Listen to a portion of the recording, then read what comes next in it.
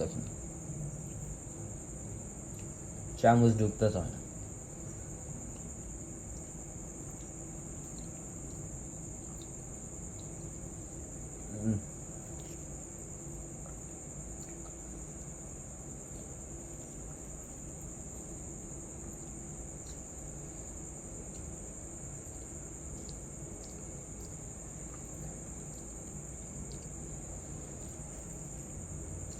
দই দইয়ের মতন হইলে খাইতে মন চাই।